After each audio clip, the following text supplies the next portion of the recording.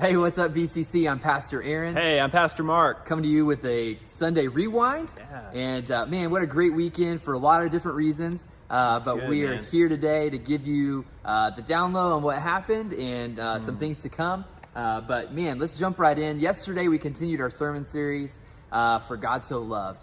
And I tell you what, I've enjoyed going through the sermon series and just going along with the lectionary readings is really interesting.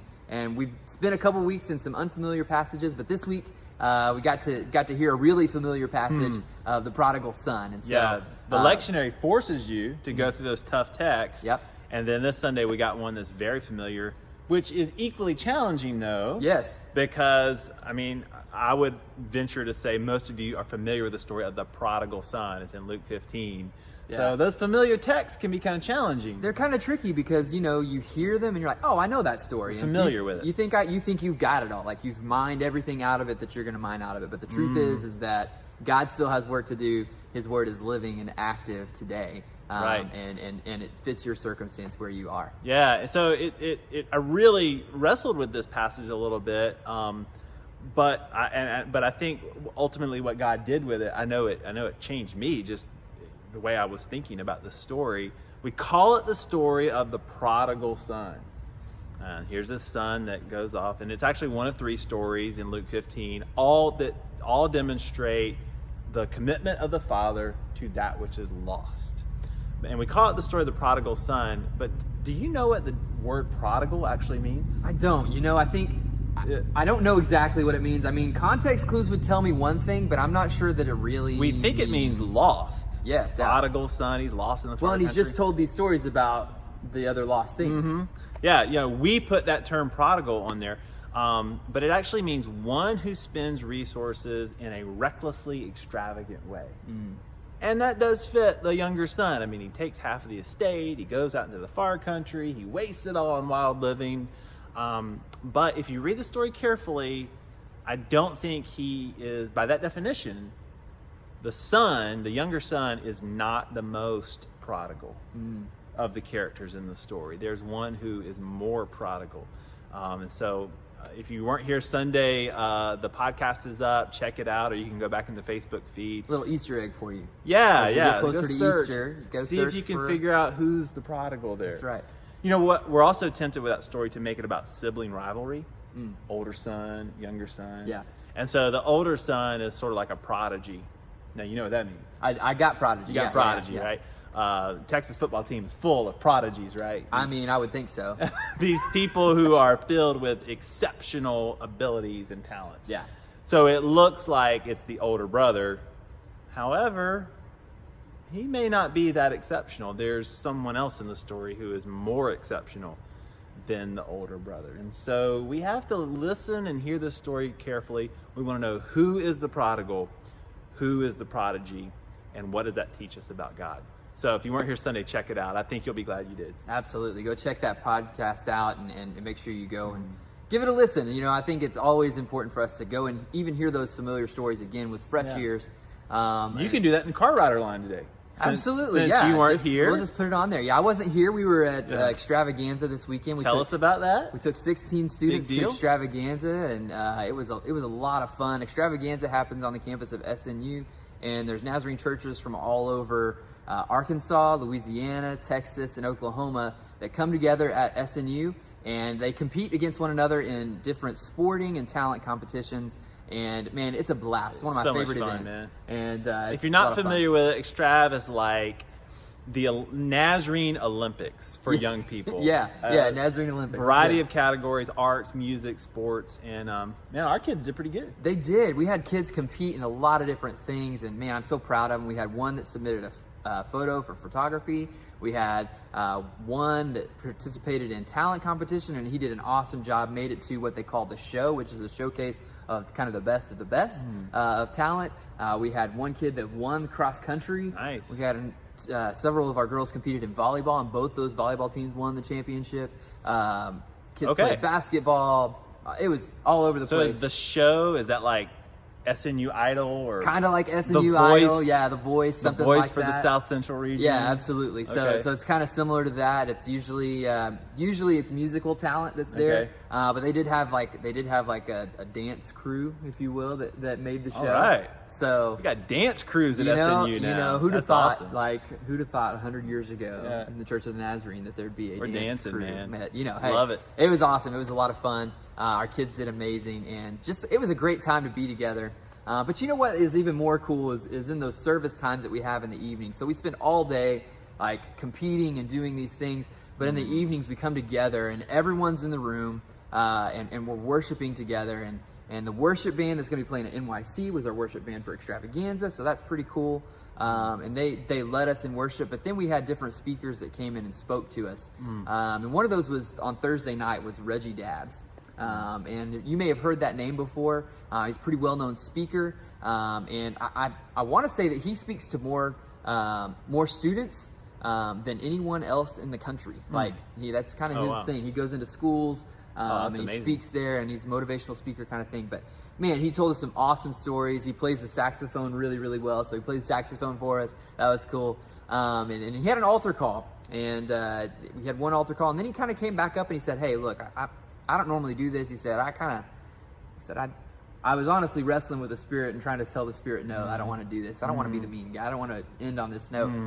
But what he did is he opened up the altars for students that were dealing with depression and teenage suicide and some of these issues.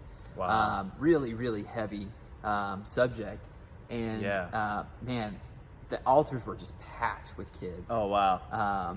And so that just lets you Unbelievable, in a little bit. I know we know that's an issue in society, but here we are, a bunch of church kids, and they're no different. They're dealing with it just the Right. same. And so, you know, it was amazing to see the victories that God had, but it's also something to take away from that is just how much more time I need to spend in prayer for that. Man, you know, this week I was reading about the impact social media is having on young people, how it's creating this false world that they can't live up to. Right. Consequently, self-esteem is not where, you know, obviously we would like it to be, you know, I mean, and so they're dealing with depression and it's a tough time to be a kid. It's always been a tough time to go from, you know, 7th through 12th grade. It's a big time of transition, Right.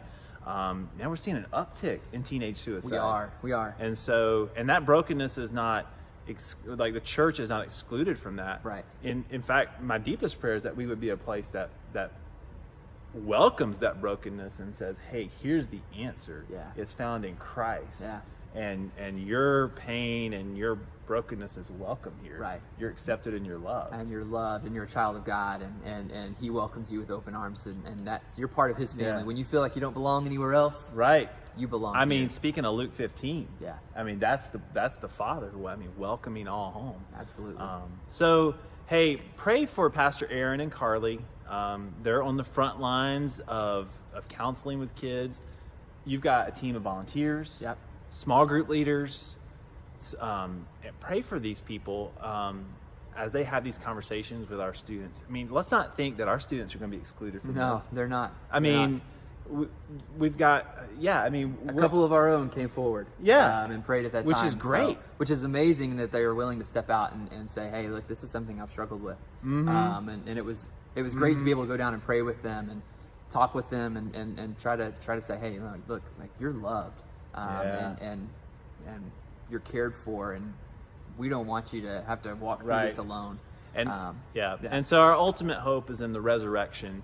As I think about the resurrection, I love this idea that the worst thing is never the last thing. Yeah. That's what the empty tomb proclaims. It was the worst thing that Jesus would be crucified, but it wasn't the last thing. There's more to come. If you haven't put this on your calendars yet, Holy Week's coming up. Our Good Friday service is 19 days away. Wow. It's April 19th, and then right. Easter Sunday is April 21st. And so the Good Friday service is at 6:30 Yep. here at the church, and then Easter Sunday we have 2 services to choose from, 9 a.m. and 10:45.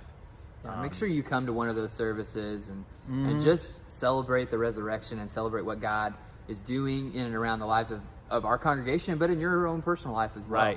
Right. He's always active and on the move. And that's something that I've learned, is that even when we can't see it and when we don't know it, like, he's always active. He's always working and moving. So make sure you mark your calendars for those times. If you're watching this on Facebook, on our Facebook page is an event, and you can go to that event for our Easter service and you can click that you're attending it. Yeah. And you can also share that event. Share that event for sure. Easiest way to let people know about what God's doing here at our church. Share that event and invite them to join. Hey, and you know something else too is maybe you can even share it with specific and individual friends that you want to invite. Maybe you've got a prayer list going, and back in the fall we did this the five challenge, right? And so having your 5 friends that you're praying for 5 minutes a day, 5 days a week.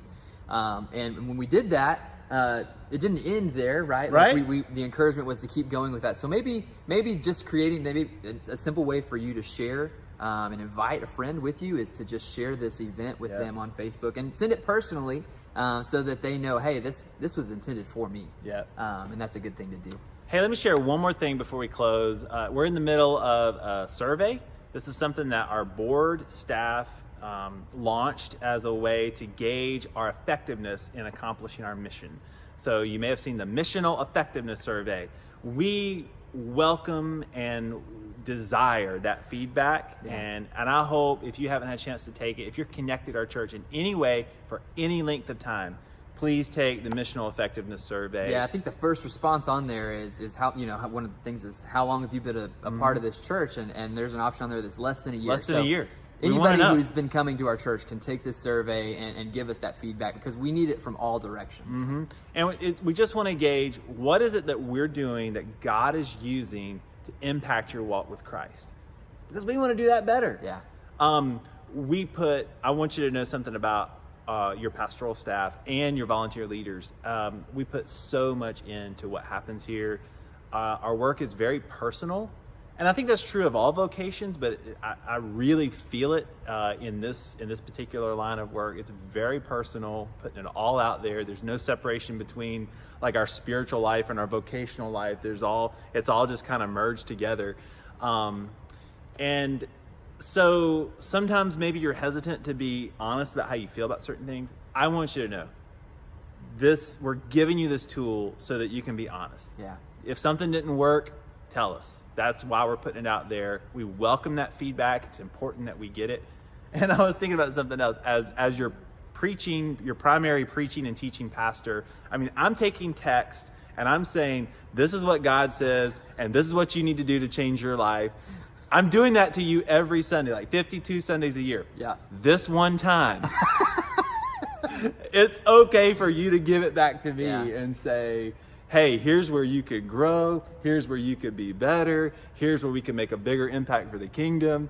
And so we welcome that. Absolutely. feedback. And we, I think at the end of the day, we just want to help you be better connected with, community with God, in community with others, and in community with our world. And we can't gauge how we're doing sometimes without hearing back from you. Yep. And so let us know. There's going to be a link that's going to be posted with this video here. And so just click the link. It'll take you just a couple minutes to fill out the survey. It is not difficult at all, but just take a couple minutes to fill out the survey. Average time is 4.5 minutes. Yeah. So just We've take got those few minutes. 55 responses so far. The Lord told me we need 150. So yeah, that would be a good sample size. That'd be a 150 great would sample be size. great. So, anyways, we hope that you've had a good week. And also, just in case you didn't know, Pastor Mark and I have switched sides for this week. Maybe you were like, maybe it's been throwing you off and you hadn't been able to figure it out. What's wrong with this picture? But April Fools. So this was our attempt at an April Fool's. We switched sides. Yeah, we're really, really tricky. So hope you have a great week, and we will see you back here on Sunday. Take care. Bye.